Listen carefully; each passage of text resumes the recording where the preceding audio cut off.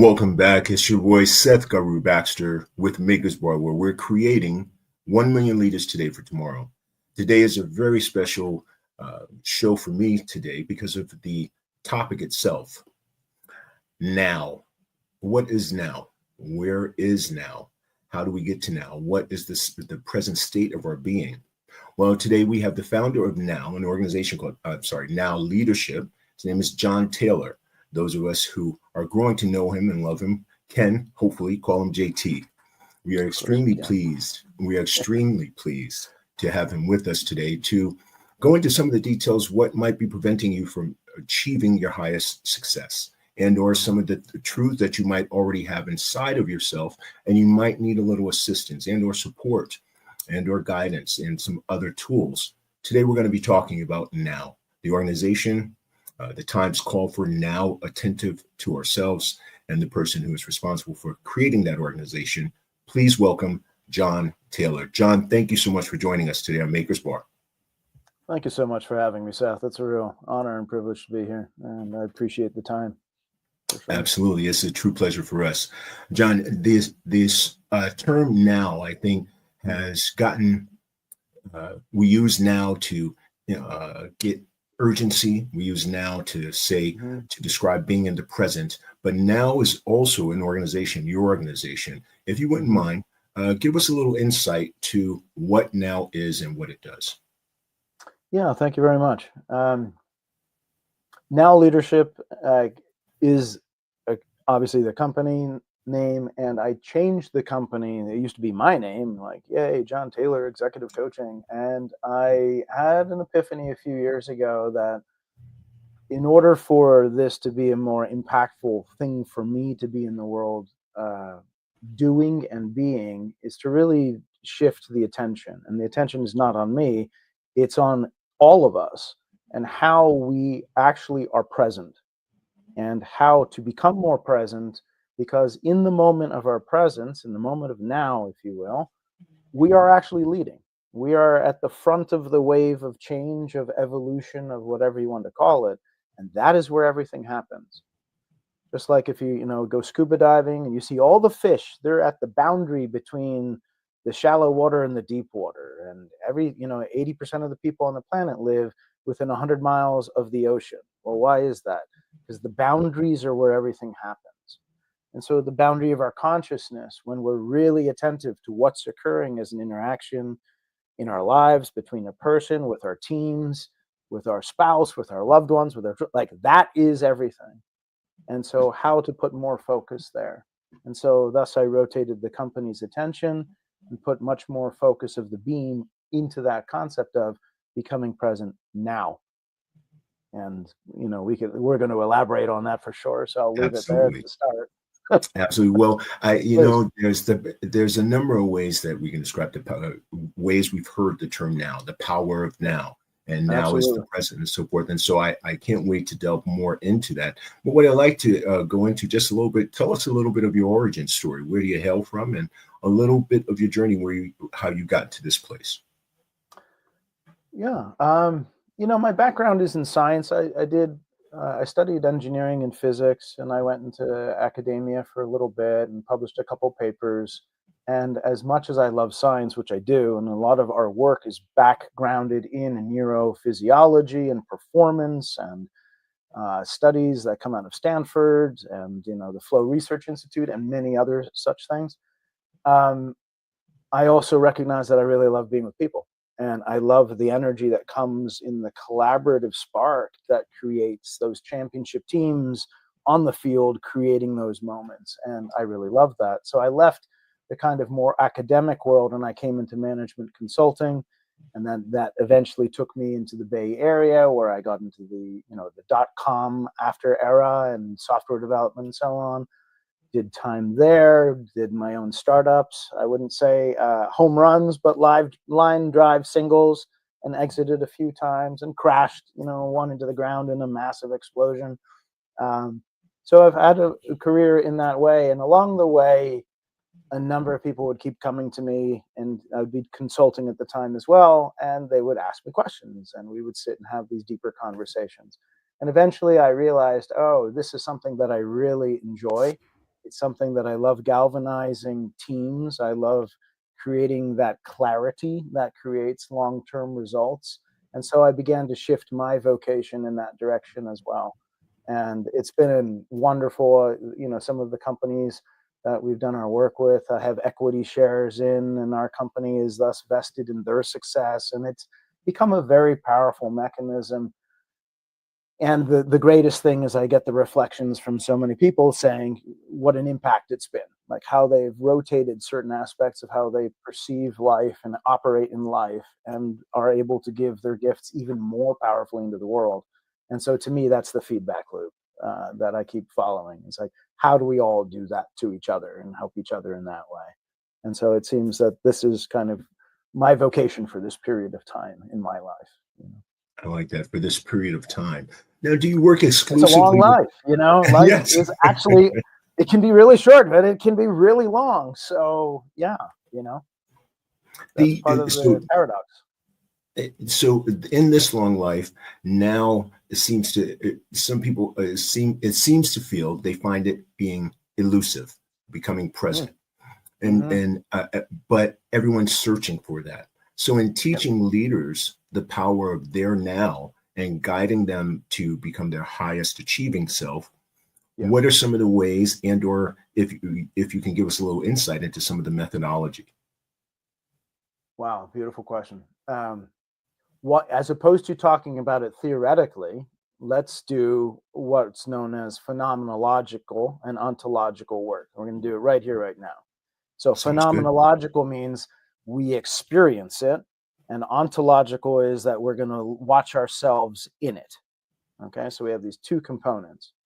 So we're talking about the moment now, and about perhaps how fleeting time seems to be, and we're always chasing it because we can't get present. So let's just be present in silence for maybe 20 or 30 seconds. And as we're doing that, just notice how our perception is, oh my God, this is so long. This is when are we going to start again? So perception governs everything. Our awareness is perceptual. So what we do with the CEO or teams is we get them dialed into the moment. So let's begin the clock.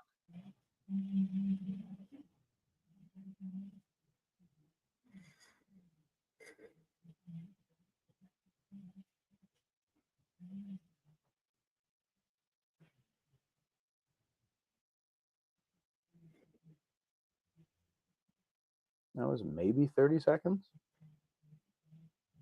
Imagine what happens when we take an entire executive team, some of the work we do in what we call game days, and we sit them in a room, and they never hear each other.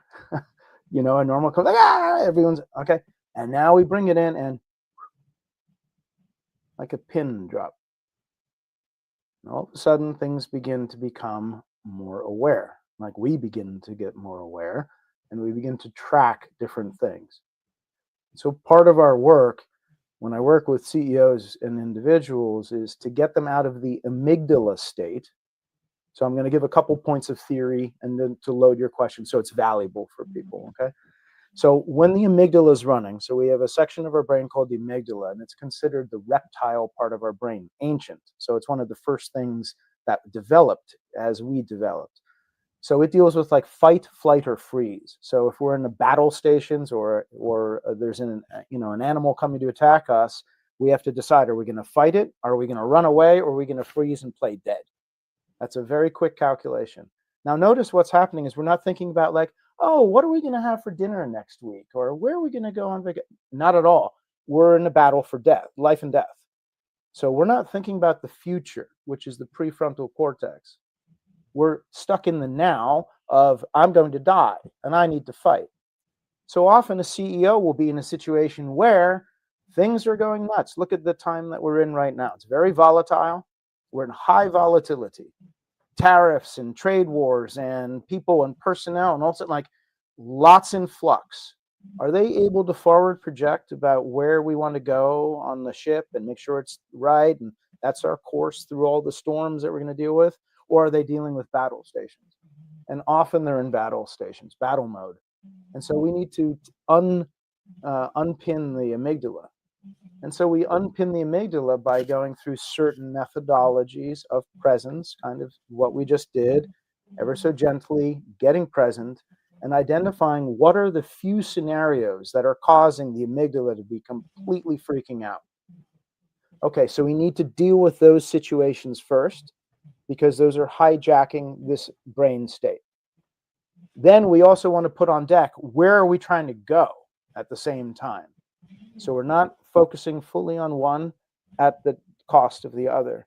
We're focusing on, we need to address these battle station issues, and we're going to clear those so that we can restore our focus on what matters. Okay? Putting both of those on the field at the same time and addressing what is critical that needs to be addressed, while then resetting what we call trajectory and getting back on track properly, is the 1-2 punch that we start with right away, because we have to get them out of the amygdala and get them back into prefrontal cortex. So if we spent all the time here, we'd be doing problem after problem after problem. It never ends. We need to cool the system down and yet get back on track. And we are going to hit many more obstacles to go back to where we want to go, that summit that we're climbing, for example, or that destination far away. That's fine. Let's at least deal with the problems that we have along the way to where we're going, as opposed to being distracted and being paralyzed by the amount of disparate challenges that there are. And so for all of your listeners and viewers, often what happens is it's a pile of problems and the long-term goal is gone. And so what I would invite is, okay, you got problems. Which ones must be cleared in order to get to your long-term goal? Those are the ones you deal with. And then you sort out the leftover problems as you need to. However, you're making headway towards where you're going. So just from a standpoint of like, where do we begin? We have to cool the system down and get it back on trajectory. And there's a little process that we go through to do that. So very effectively, within a week or two, working with the CEO or a founder or professional athlete, we work with a host of people. We get that rotation happening right away and we get back on track. And then we start addressing other aspects in the system. So that was a little bit longer, but I also wanted to give a nugget to your listeners to understand it's not 1,000 things on your to-do list that need to be done. That's not at all. That's the game. That's the distraction. What are the few things that are in the way of getting back on track? We clear those so we can get momentum back towards our goal. Along those lines, in some of the meditative seminars or workshops I've been to or have been privy to conversations, one of the things I hear from people, and even myself had experienced it as well, why is it that we get a little trepidatious to become still? What is that about? Yeah, that's such a good question. So, all right, so let's play. Let's have real fun for your listeners. Okay, so I'm just going to throw some more things in there. Okay. One of the things I teach all of the clients we work with is that we don't ask why. We ask other things. So in language, there's something called the interrogatives. That's the who, what, when, where, why, how, and which. Okay, so we all know that list of things. The reason that we don't ask why is because why is like, well, why is the sky blue? And why are dragons purple? And like, we could create any answer we want to under the sun. However, if we ask a different question, like, what is happening when we get quiet that causes our system to have anxiousness or get anxious and become fearful or what have you? Okay, so now we're being very specific. So you'll notice that the who, what, where, which, when.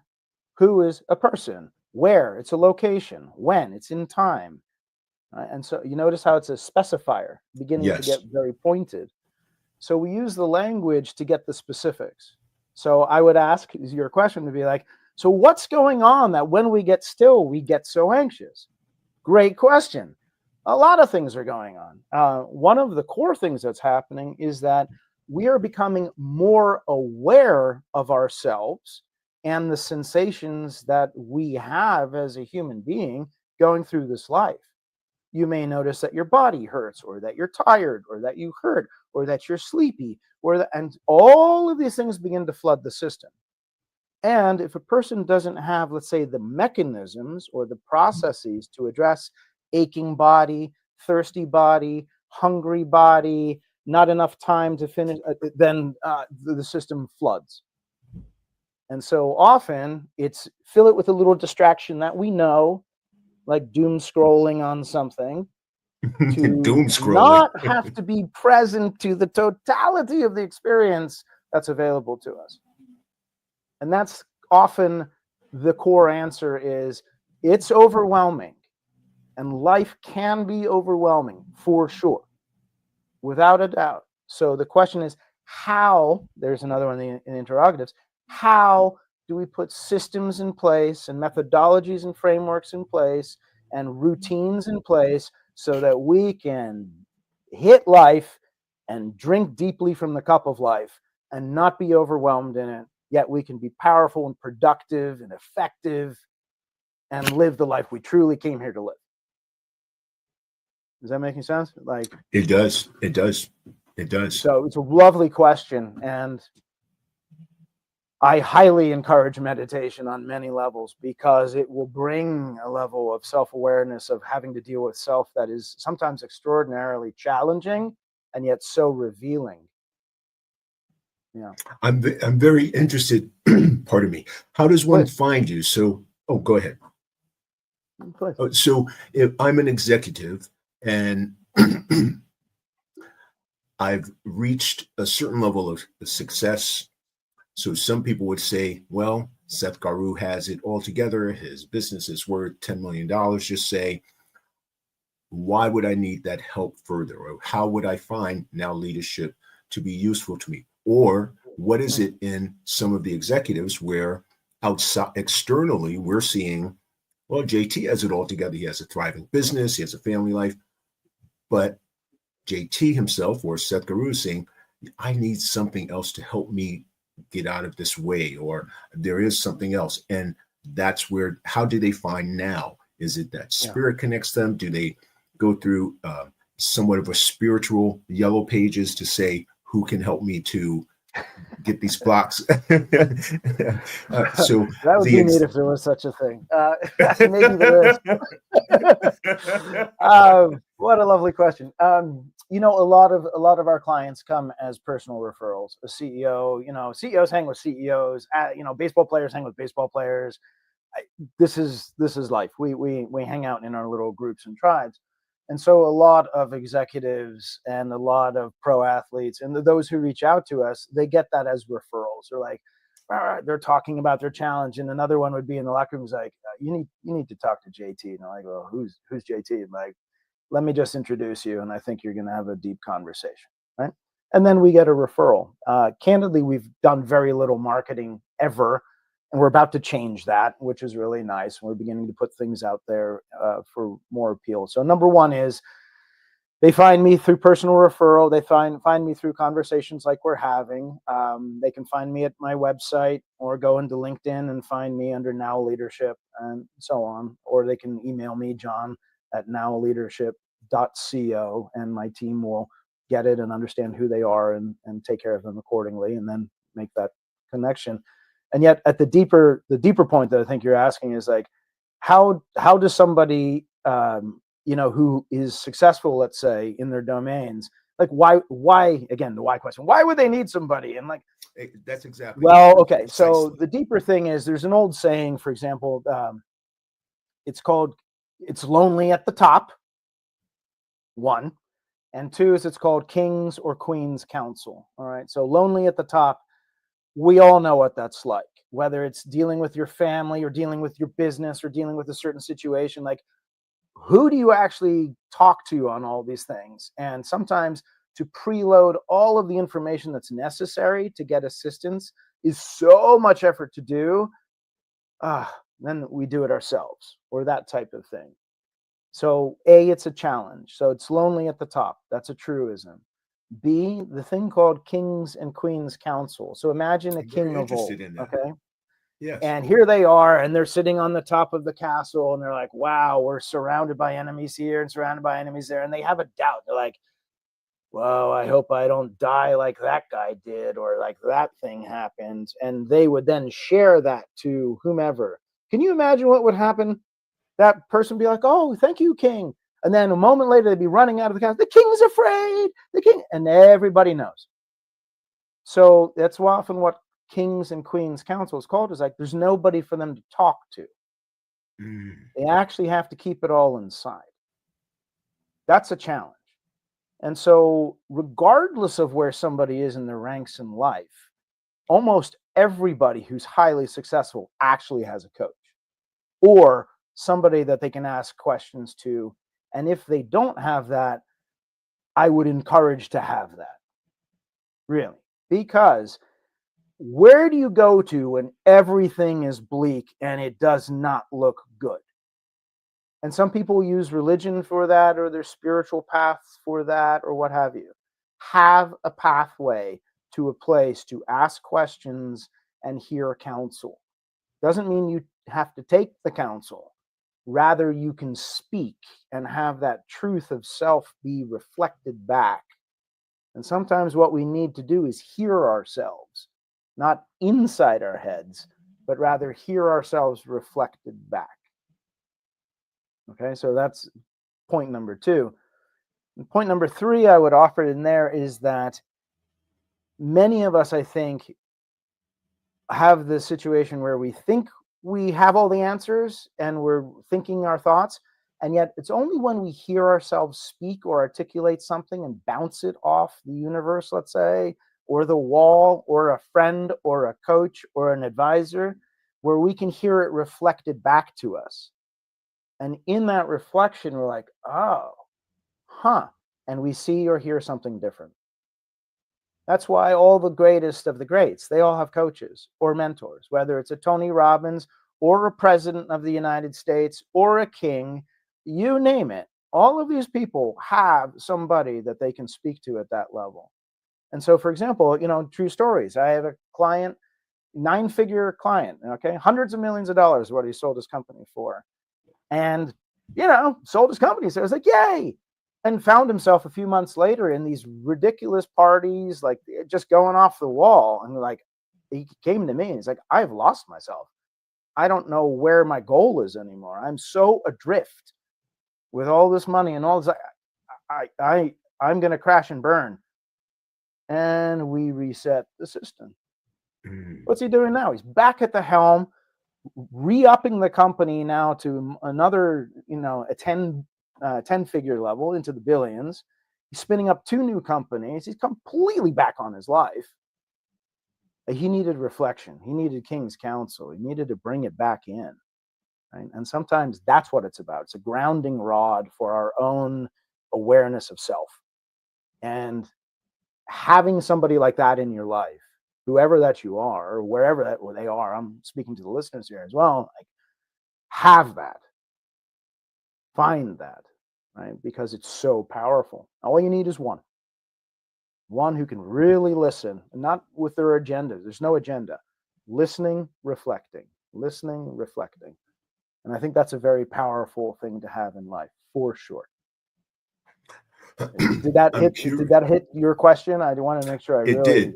It really did, actually. It brought up another kind of follow-up question to that. Please. So we refer to he. I'm a little curious, and it seems a little different segue, but I'm curious, is this the same for women executives, female executives? That's why I say king's or queen's counsel. Absolutely. Oh, yes, you did. My apologies. Absolutely. Yeah, I mean, any person in a position of power. I mean, that could be the kid who's the captain of the Little League baseball team, who doesn't know how to handle the team. Like these things happen all through our life. Does that make sense? It's not that it only happens to billionaires. Not at all. It happens to early stage founders. It happens to entrepreneurs. It happens to people dealing with their family. They don't know how to handle the family structures because family energy is really tough. We've had a number of clients who are, inheritors of dynasties. And my God, the litigation amongst that family, I mean, it would, you know, you don't hear about it because it's behind the scenes, but isn't that what some of these series are? What is the one on the it's a forgive me, it's the play on Hearst and Oh, forgive me, I can't remember right now. However, it's literally all about the ranks of the family inheriting huge wealth. My God, it's a battlefield for some of these people. Where do you go? So everyone has these same challenges, let's say, you know, in a variety of ways. And so let's get to the, you know, what are the tools that you can use to navigate such challenges? How do you deal with really intense conversations? How to be articulate in what is being presented? How to listen better and to hear the detail of what matters? When to take action? When to not take action?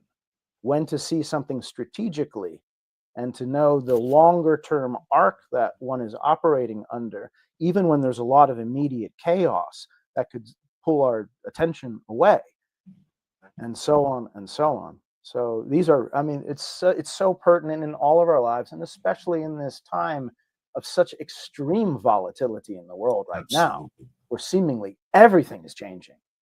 So when everything is changing, like, how do we stay locked on trajectory to navigate these really rough times? Good questions, right? These are the real, if there was ever a time to bring it in and to get those mentors and advisors and people on your team, to me, I would say, yeah, now is that time, because now you're setting up for your future really well, right? So that would be part of the response I would offer. That's a fantastic response. I'm curious. Can you backtrack a little on this? Please. Considering the current times, does there come a graduation point where you've reached the pinnacle of now? Just for and just kind of sparsing out this kind of dialogue, I get to a place of now, and I'll backtrack. Actually, I was listening to a great Please. podcast, and the gentleman who was speaking, he referred to a quote he had heard, and the quote said, I'm sorry, it was more than a quote. He said, "Who is the mind talking to?" And I found it absolutely fascinating, and it sounds along these lines. But the narrator was saying, you watch the observer. I want to not get this incorrect, but you want to watch the mind. The mind is always talking to itself. The observer is the true you in the now.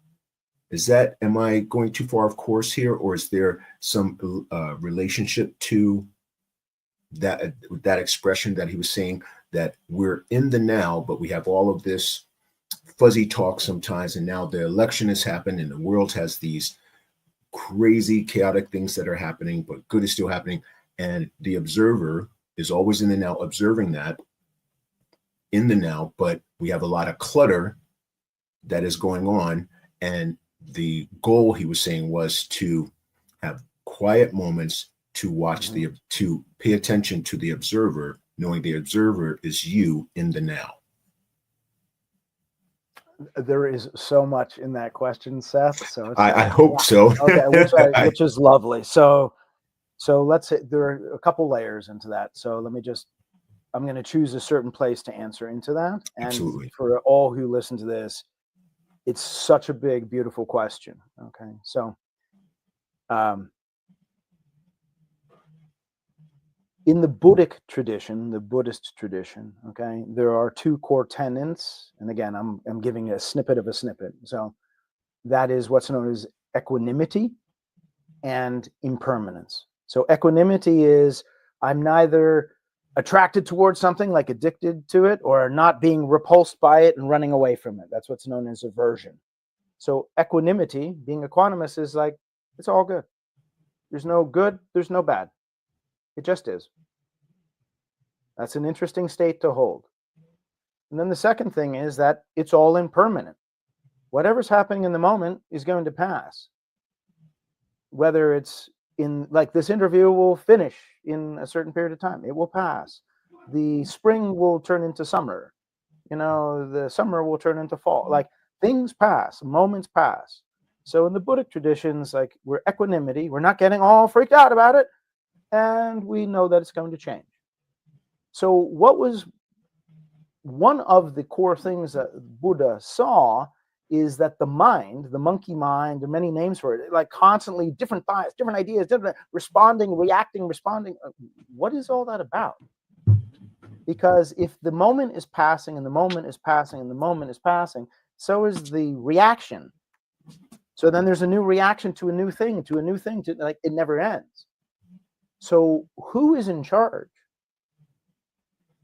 Is it that automatic mind, that automatic judging idea, that automatic hearing somebody on the news like, oh, that's a lie, like the automaticity, like, wow. And so, you and I had obviously a earlier conversation, to Yes. set up today, and it was a lovely conversation. One of the things that we talked about in there was a little bit of this. And I said, like, all kids when they're born, they love each other, and you mix kids together, and they're like a bag of M&Ms. Like, it doesn't matter your color, your size, your shape. You got peanuts, you got Reese's inside of you. Like, who cares? However, after a couple years, that kid winds up being a misogynist or a racist or like, where did that come from? It wasn't from the child. It was from their environment. It was from thoughts and society. And I'm not making any of that wrong. I'm just saying, like, if the child didn't have those thoughts, and that's not a thought that a child would go like, hey, all of a sudden I'm going to make those people right and those people, like, that doesn't come from a child. That comes from a, let's say, more adult, and that's an insult to adult, an adult mind that kind of inserts that, right? And then the child, being an open sponge of innocence, takes that on and then behaves in that way. Okay, so I'm using that as a really stark example for everyone to load. Like, those are what we call conditioned conversations. They were conditioned into a young mind, young being, young body. So now to go to your point, like, how many of our thoughts do we actually look at and go like, is that my thought? Yes, this is exactly my, yes. And I would offer that very seldom do we, I'm going to throw myself in there too, stop and examine all of our belief systems. And it's those belief systems that generate the results that we keep generating.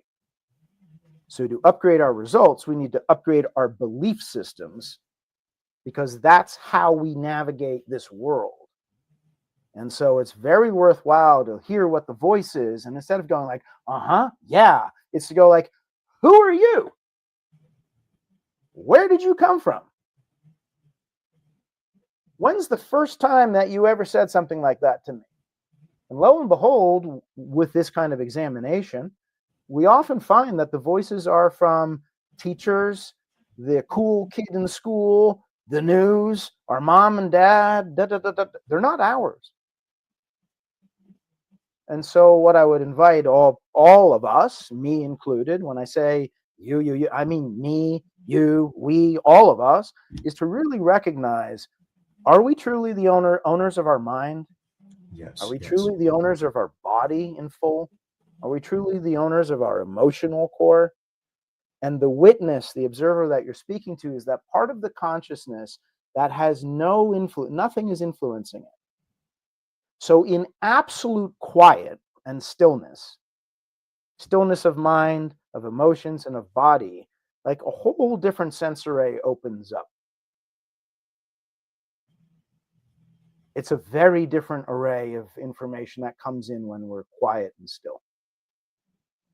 A lot of the people that we work with over time, we have a kind of a meditative process that we use consistently, because it helps really regulate the nervous system, the amygdala, the body, the autonomic nervous system, and get people back into a present state quite readily so that we can do our deeper work. And they tell me after the years, they're like, oh my God, man, that check-in, that's what we call our check-in, like, transformed my life. Just that, coming back into self and letting go of all these other noises and other aspects in our mind that do not stop talking unless we tell it to. So I'm going to give another hack, if I may, to the audience. Please, okay? please do. Please do. So we have monkey mind often. So here's one way. Let's just do this as, again, phenomenological, ontological. Okay. So we're going to experience it and watch it. So like in the background, like maybe somebody's like, oh, this guy's really boring. I'm going to flip the channel. I'm like, okay, that's your thoughts.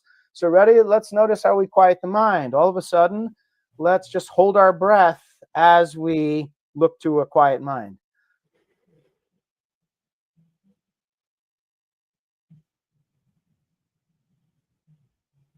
So let me ask you, just as, okay, 1-to-1. Did you notice your mind was quiet? You're holding your breath, Yes. and it's like it couldn't speak because, but it's your mind. It doesn't need to breathe. How interesting. And yet, look what happened. So there are ways. Oh, I felt that. I felt that, There JT. you That go. is, Boom. I Did you get felt it? that. Did you get it? Okay. Yes, dude. Wow. Bingo. Now that doesn't make any sense, right? Because it's your mind. It doesn't need oxygen. It's your mind. It's like, go to the sun. It's like, whoop, it's in the sun. Go to the end of the universe. Whoop, it's over there. But I said, okay. So there are methods and there are techniques to bring that stillness into observation and into existence. And from that quiet, we now, this is what I call reclaim the throne seat. The king or the queen, they sit back in the seat. They belong in the seat, not that noise dictating life. Does that make sense? It does.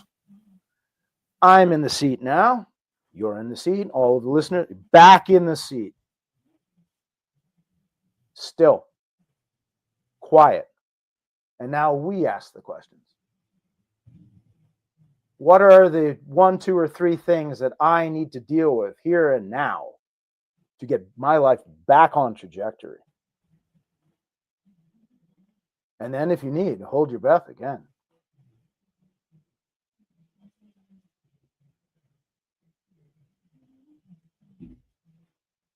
And just wait. Empty. Have no doubt that your consciousness heard that. And now the king is asking questions. Or the queen is asking questions, right? And so it begins a completely different relationship to self.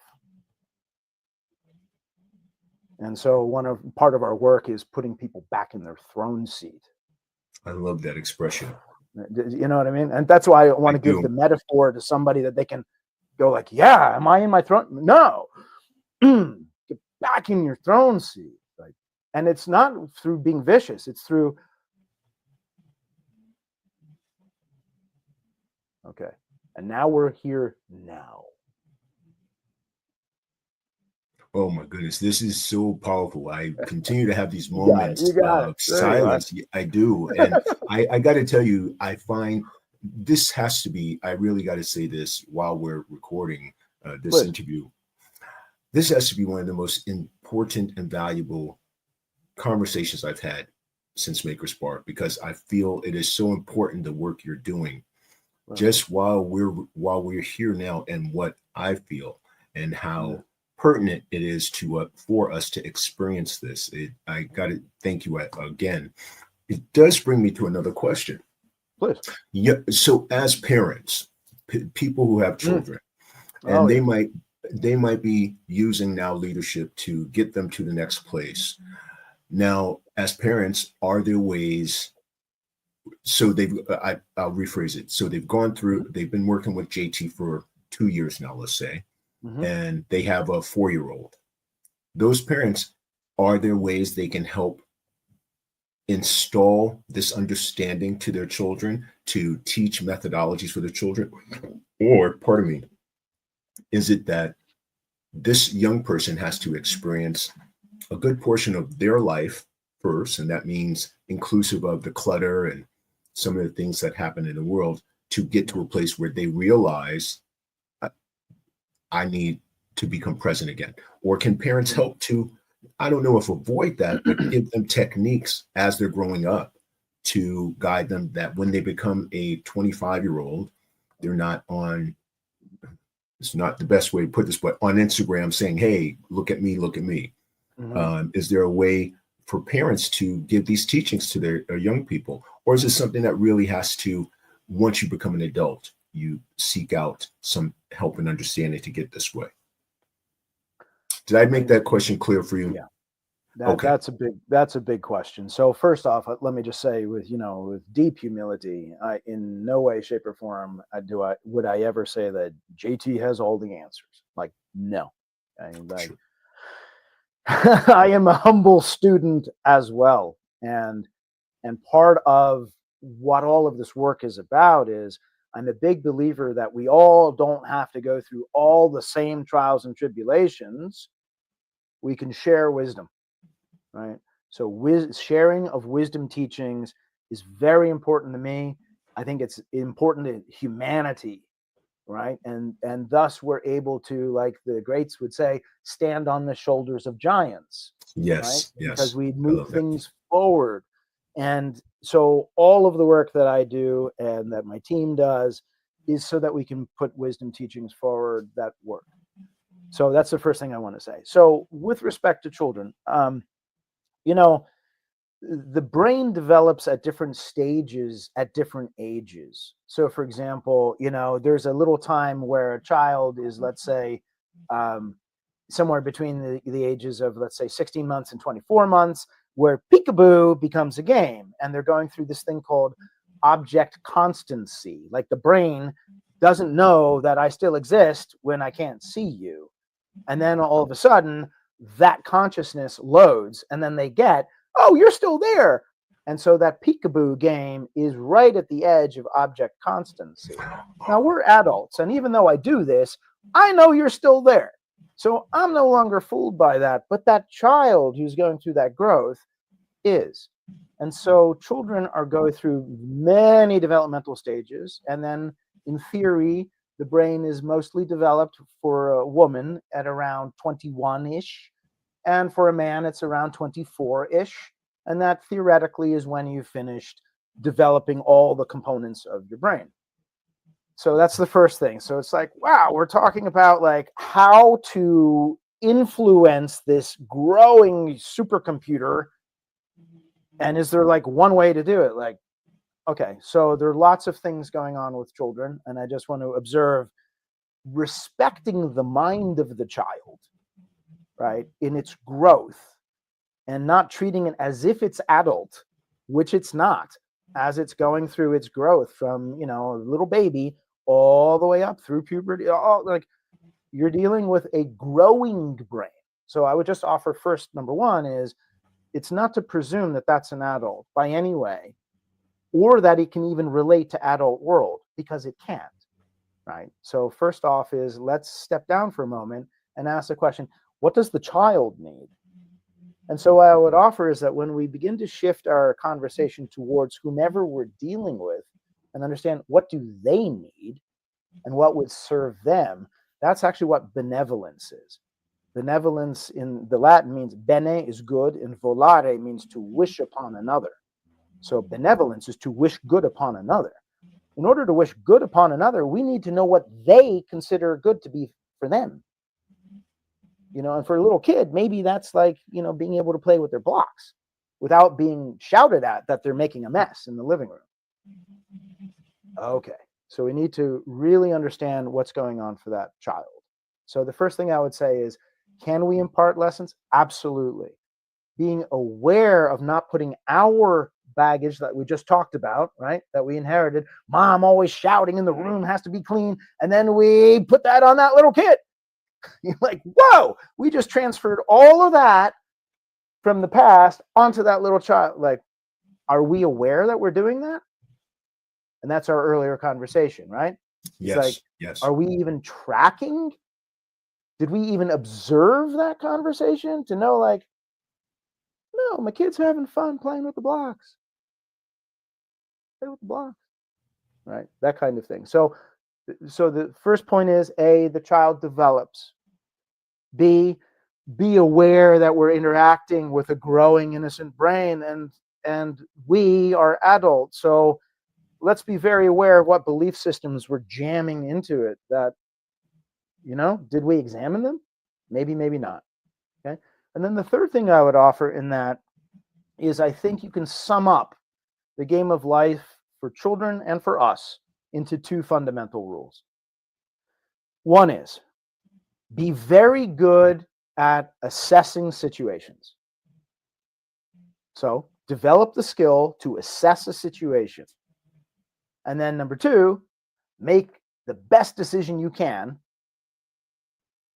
given the situation. Repeat. Situation changes, assess the change, make a good decision. So let's just use an example. Kid in Florida playing blocks outside, everything's going great, assessing the situation, everything's going great. A moment later, here comes an alligator. What's a good decision now? Go inside. Kid needs to know that. So it's not that you're trying to figure out every situation in which it's a panic button. Rather, how do we assess risk? How do we assess benefit? How do we assess situations? Like if you can teach the child that by asking questions like, hey, did you notice that when you did that? What did you notice? We're like, well, I noticed that, Tommy over there was really upset. Like, yeah. What do you think Tommy was upset about? Well, maybe because I took his toys away. I'm like, how would you feel if somebody took your toys away? Well, I wouldn't really like it. I'm like, okay. Well, what do you think you could do? No, notice the questions. Why? What? No, it's not why. What? How? When? Where? Who? And now we're guiding and allowing the child to make a good decision. And we're keeping them in the, let's say, the guardrails of life. You're going to make some bad decisions, but you're not going to make such a bad decision that the alligator eats you. Okay, I got your back. I'm watching. You know what I mean? And yet, you got to learn a little bit. And, right? It's the same with a child learning to get burned by fire. Can we stop a child from touching fire? No. Do you want to stop a child from? No.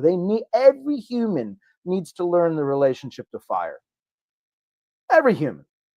Because you can explain it all you want, but if the child doesn't get it, or the coworker doesn't get that you put all the money of the company on the line, like if you don't get what fire is, you can burn everything to the ground and get really hurt. So we need to teach right lessons, and there's a point at which the people need to learn, we all need to learn our own lesson, and yet it's not to bring it into suffering. Okay? It's to get the lesson so we can upgrade our ability to make better decisions. And so so you asked a big one on children, which is why I'm giving a bigger answer. It's perfect. Right, because we're all children, as well. Oh, that's another pinnacle moment. Yes, because we're constantly in learning, and I'm so glad you said that because that pinpoints that. We're all children. We will all make mistakes. We will all cause issues, me included. Like, this is life. Life is not easy peasy. I think we all know that, right? And everyone who's like, oh yeah, I'm driving my Lambo and like it was easy. Liar. Liar, like absolute lying. I mean, I have clients who are like ultra wealthy clients. Let me tell you, there's a lot that goes on behind the scenes, dysfunction and pain, and I'm like, holy cow. So all of this, like, I'm on Instagram, no bust Instagram, but look at me, my life is perfect. Really? Really? Okay. Don't buy it. Life is challenging for all human beings. We all have challenges. And so the question is, how do we assess situations really well? How do we make really good decisions? Do it again. Do it again. And there are other things as well, other teachings, other methodologies, other things to add in there to make it, let's say, less bumpy the next time, less intense a lesson the next time, right? So. That was a big question you asked me, Seth. Okay. It really, there were several gems in there. One I want to go back to, as well as we're all children. Please go for it. For sure. Being that we're all children, I really grasped onto that recently. So you can hit 30 years old, 40 years old, 50 years old, 60 years old. But being that we're constantly in this learning mode, that is the evidence of us being children. And there's a healthy welcoming of that to change one's understanding that you can know a lot, but you don't know everything. At all. And for a CEO or a founder or leader of a company, or somebody who is, let's say, leading a movement or a leader of a team, whether it's a professional sports team and so on, like, where is everybody on the competency curve? Not everybody's at the same level. Not everybody's at our level. Let's say you're the leader.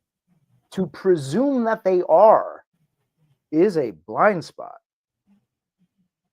Like, get where people are, right? So that's why we also work with teams in the way that we do. We do very, very coordinated things with teams that blow performance completely to the next level, because we're able to have people truly listen and understand where their role is and where their competencies are, and then they can come together and perform at that level, right? Where it's like, oh, I'm going to take the lead on this, and you're gonna tag under, and we're gonna dynamic. Okay, got it. And there's communication, there's clarity, learning accelerates, results accelerates, all of it. We call those game days. Those are some of the ways we package how organizations grow culturally and accelerate through the curve. Because if we have to all go through that individually, and now we do as a group, then what happens when we come together as a team? And notice that those are two different realities. We can do our own work, but if we're talking to somebody else who doesn't have the language, the methodology, the behavior, it's hard. It's hard to generate results. What is a book that helped you to get on this pathway? A favorite book of yours that you feel kind of guided you or gave you some insight directionally early on? Wow. Didn't expect that question, huh? No, I didn't. But, I'm just going to take you to where my mind went for a moment. Like, I started pulling up all of these other books, but, the one that like loaded for me is Lord of the Rings. And you're like, well, where did that come from? Because I didn't quite get it at the time. I've read multiple times over the years. It was like a little story as a kid. Like, wow, I'm like, it's a deep story on multiple levels. And, J.R. Tolkien was a linguist. He knew languages. He knew ancient mythology, Norse mythologies, etc. So he understood story, like how to architect myth story. And myth story is the human story, right? So another gentleman, Joseph Campbell, is a cultural anthropologist, and he studied stories all across the world, cultures all across the world. And it turns out that every culture, every human culture has what we now know as a hero's journey story. So Joseph Campbell was actually a consultant to George Lucas in the creation of Star Wars.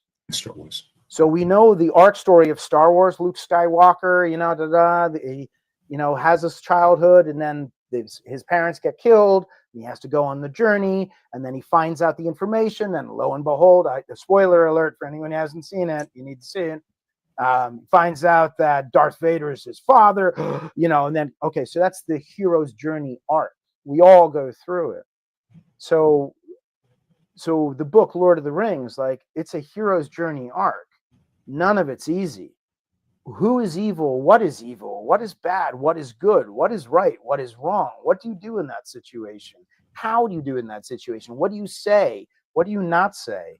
When people are deceiving you, like, what are the signs? Like, how to pay attention. Like, it has all of these layers and layers and layers. And then I only realized much later in life that the most principal character in that entire book, you could list them all in the elven kings and the queens and and Frodo and No, it's Sam, the simple character Sam. And so what is it about Sam? Sam is never out for the riches. He's never out to be a king. He's never out to do anything. That's right. He's in pure service the entire time. And at the very end, when everyone's, he's back at his little house with his little hobbit wife doing their little hobbit thing. And so regardless of what the arc of the story was, he's true to himself. And his truth is this simple, pure humility. Simple truth. I didn't get that until years and years and years and years and years later. But it underpins that entire story. I'm going to do a flashback. Like, remember the Tiananmen Square? There's a gentleman standing in front of a tank. Yes, it was actually very much. From work with his briefcase, going like, no, right? Standing in front of a tank. Like, to me, that's a Sam Baggins moment. Like, what are we doing here? Like, right? These moments. Like, I won't get out of the front seat of the bus. Moments. There are these things, and there's a truth there. And so you asked what I didn't expect that question at all. And yet, it took me years to be like, what is this thing about? I didn't get it. It's a big battle scenes and big things. And who is untouched? I.e., your ego doesn't aggrandize. You don't get too big for, like, you remain true. To me, that's an astounding concept. And if we were even to go, let's open up some religious veins here. I'm not a religious person. I am a respectful spiritual person, let's say. So to me, I can listen and read and learn from any religion, and I listen for wisdom. Okay? So let's just put on wisdom teaching. There's Jesus on the cross. He's not saying you're all going to be damned. No. He's like, forgive them. They don't know what they do. He knows who he is. He owns it. He owns it. We could go through history and you'll find person after person after person after person, they own it. And sometimes they pay dire consequences for owning that simple truth. I don't know what happened to that gentleman in Tiananmen Square. He probably, he was probably taken by the CCCP, the Chinese Communist Party, and we have no idea. Or at least I don't. Okay? However, like, certain stories have the deeply potent teaching. Yes. And what is the deep teaching? Without all the noise around it later on by all the power brokers, what is the deep teaching? So that book was a deep teaching to me. And I've mulled through it, I don't know how many years, again and again and again. And then they made the movies and da-da-da. And yet that character is the one character who's literally untouched by any of the events per se. So how could you go through all of that, see everything that character saw, go through everything, and yet is so pure and untouched? Wow. Okay. I'm not going to say I'm there. I'm cleaning up baggage still. Okay, cool. That's part of my journey. Perhaps part of yours, perhaps part of our listeners' journey.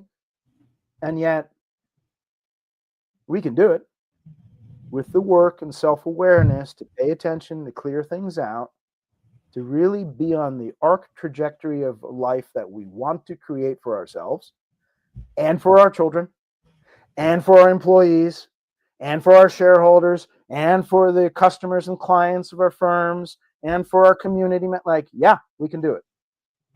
That I know. That's what we're committed to doing and supporting. Some of it, that was your book review question. Well, no, it actually, good for you made me aware that some of the bigger points in that book, because I read the book as a child and saw the movies and the early one, but actually there's a very powerful, there's been so many gems already, but there was something very powerful in understanding that Sam, and it all came back to the simplicity of who he was. That's it. And I remember thinking to myself as a kid, thinking, Well, he wasn't one of the big super strong hero guys or anything. Bingo. He was just Sam. And it Just all Sam. came back to that. And it's amazing when you look back at some of the revelations and things that you might have read before or experienced before, but you didn't get them until the moment of now. Here, I'm supposed to get this. And I just found that completely incredibly overwhelming.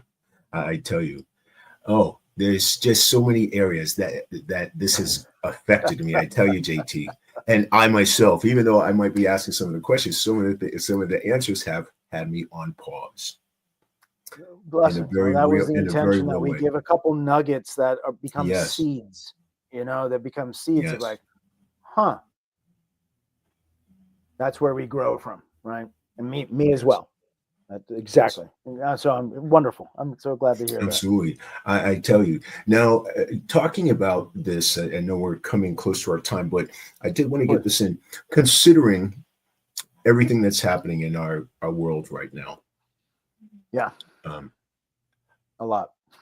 A lot. Yes. As we both laugh. Yeah.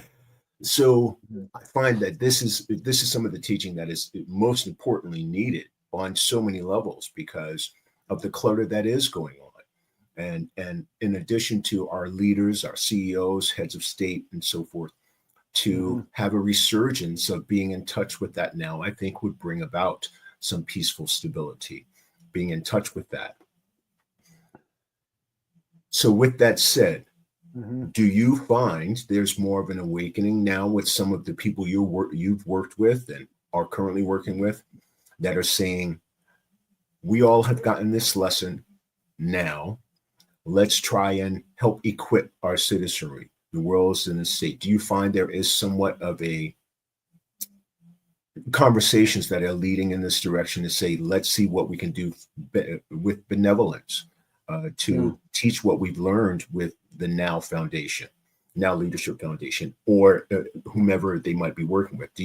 Are you hearing some whispers that some of the people are hearing this and wanting to share this or help to put together ways to help calm some of the stress and chaos that people are experiencing now? Yeah, that's a big question. So first, just a clarification. We don't have a foundation yet, but you've already read the future. We will be in time. So you're ahead of where I am. So, but now, Lisa, my apologies. Yay. No, I mean, the fact that you already called the future in, which is wonderful. Spoken into existence. Speaking it into existence. Right. So right now we don't have a foundation. We have the company, and we're also working on really kind of making this concept of now in a different form, not to be little cliche kind of thing, rather to be a very potent symbol of like taking action in the now, being present in the now, paying attention in the now. And so what I would offer is, even though, let's say, our clientele, they're very focused on what they're doing. I'll just be honest, like they're building companies or they're on the professional teams doing the things that they're doing, or they're celebrities, they're all in their ways in that way. And yet a number of them have foundations, and a number of them have family offices, and a number of them are doing their things in the world. And so what I do know is the more we do our work and the more, we work together, and the more they become clear on who they are and what's possible, and pay attention to the noise conversation and begin to quiet that down so they're not under influence by others. They are sovereign. So let me just give for all the listeners, to be sovereign means to have no external influence, like a sovereign wealth fund, a sovereign king or queen, no external influence. They choose. You could say Jesus Christ was a sovereign being, the Buddha was a sovereign being. What makes them sovereign? They choose. So the choosing is agency.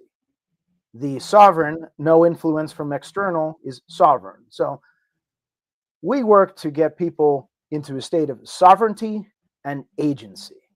And from that place, they're not playing a victim, they're not playing a hero, they're not a perpetrator, they're not in that noise that's in so much of what's going on in the world. And so they can choose how to shine their light in the world and do it more and more powerfully. What I would also invite for your listeners, and for me too as well, is to now begin to really hear all of these conversations that are happening, Because if they aren't our own natural thoughts, there's somebody else's thought trying to get us to think like them. So the news is a complete can of worms, like, what's going to kill you that's in your closet? We'll tell you at 7 o'clock. And now you have to believe that there's something in your closet trying to kill you. Like, who tried it? They planned it. Like, what? That's happening all the time. Now, the question is, are we aware that we are being hammered in that way? Or are we able to turn on our little bubble force field of our sovereignty and our agency and know, like, this is what matters to me. This is what I'm clear on. This is what I want to bring into the world. And this is how I'm going to take the steps to do it. And there's a very clean line. And yet it takes something to build that clean line. Just like it takes something to build a house and have windows and doors. Like, it takes something to build that. That's the paradiso. That's the paradise, which is a walled garden. And if we do not build the walls to our consciousness and to our hearts and to our awareness, everything will come in and taint it. And so first and foremost, get the walls in place. Quiet mind, quiet emotional energy, turn off the news, turn off these distractions, and come back into the throne seat. And then choose, where are we going? And so to answer your question specific, the people I work with, are they active in life? Yes. Like, wow, like, boom. We help rotate things. We get that trajectory back on deck. And my goodness, do people get into action on their lives and in their impact and so on. It's one of the great joys of the work that I do, is just seeing people rise into their power. And let me explain that, if I may. I know we're at time, and yet I think it's really important to understand this Absolutely. term, power. Okay. Power, again, my background was in engineering and physics, way back when, and I love science. It's the foundational laws of the universe. Like, this is how all of this operates. So what is power? Well, power operates in a certain way. So power, P, equals E over T. Okay, it's a little equation. P equals E over T. Energy over unit time. So let me just unpack this for everyone. A 60-watt light bulb is 60 joules of energy flowing per second. Okay, so now let's put that into a human.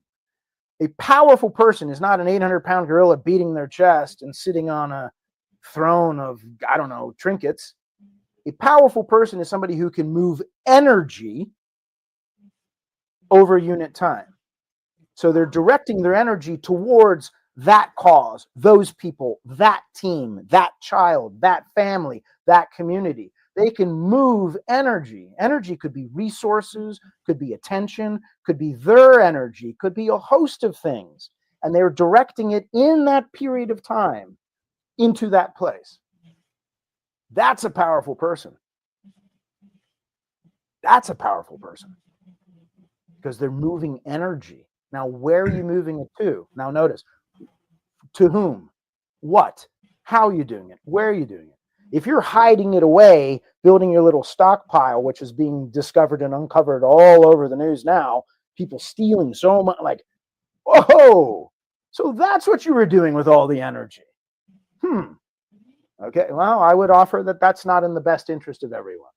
However, if you are moving energy directionally towards the betterment of yourself, your family, your community, your clients, we're caring in that way, that's a true demonstration of power.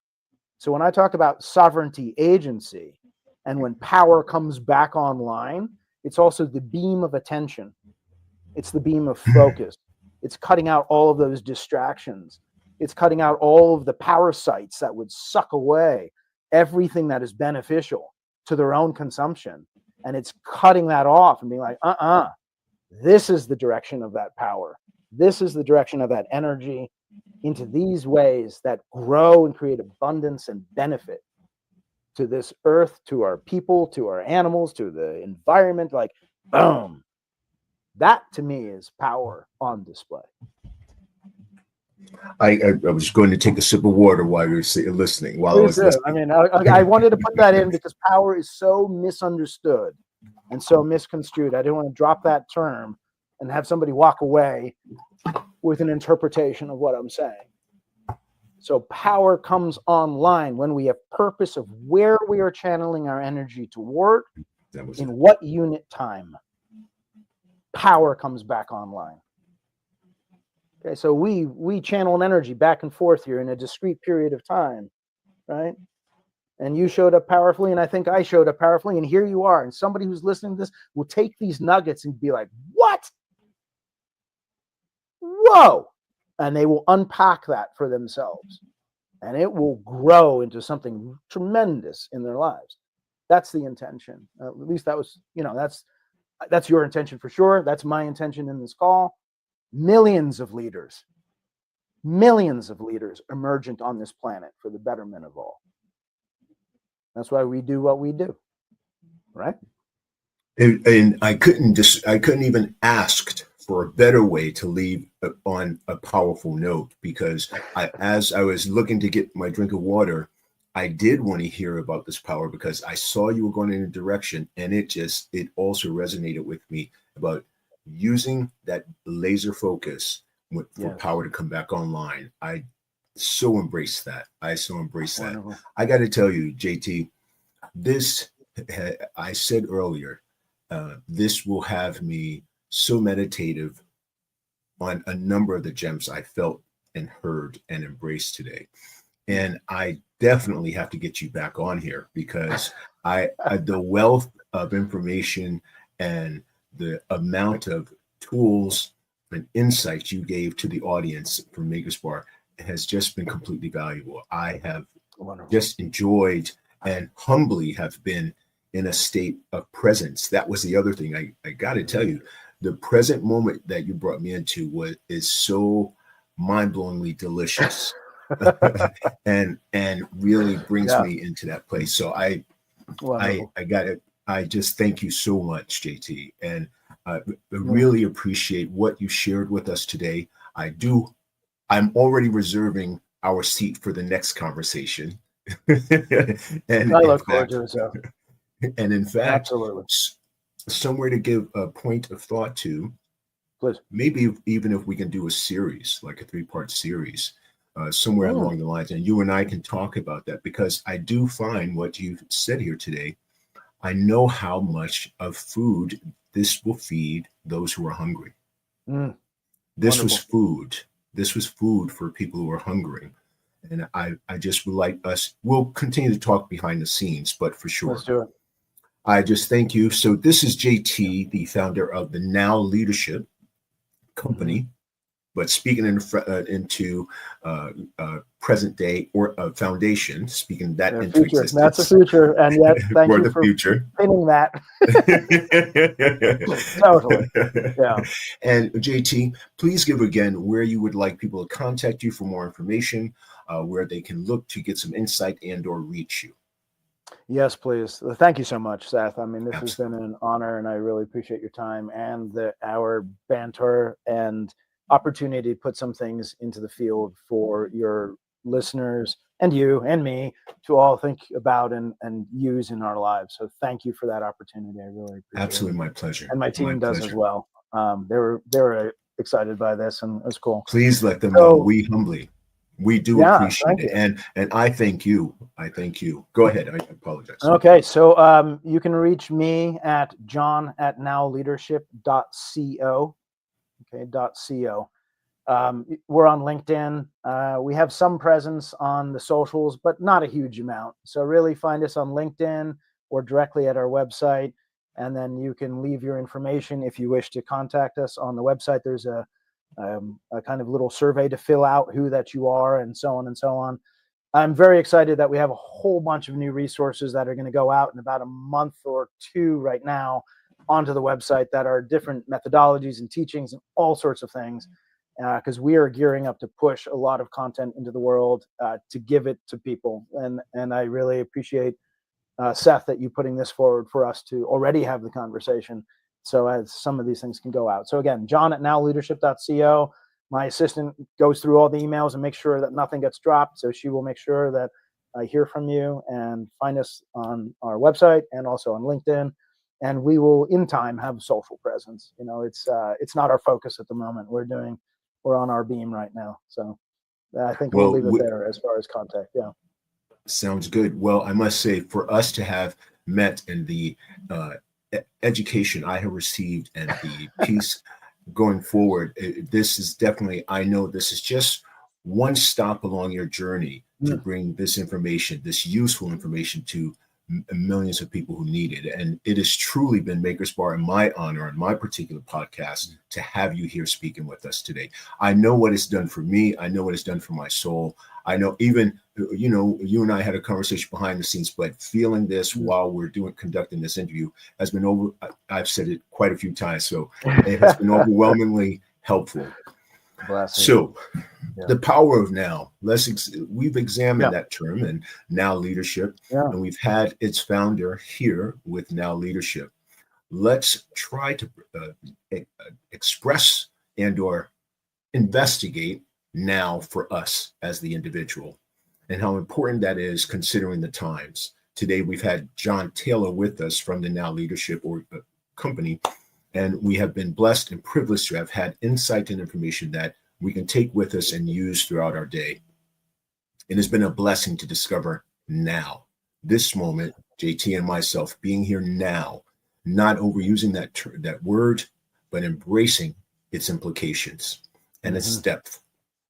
If you have enjoyed this content and you're a follower of Maker's Bar, and or you would like to refer someone to Maker's Bar for more content like this, please press like, subscribe, and share.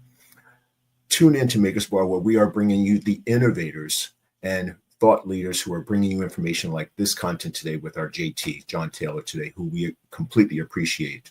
And always, my good people, as I say, the revolution we want is the love-evolution that we need to begin. We are so pleased to have you with us today. Join us again from Maker's Bar. I'm your guy, Seth Garu Baxter. Peace and love, good people. My brother, JT, I'm looking so forward to talking to you again. Thank you for blessing us with your presence today, brother. Thank you so much. Absolutely. We'll talk to you again soon. Thank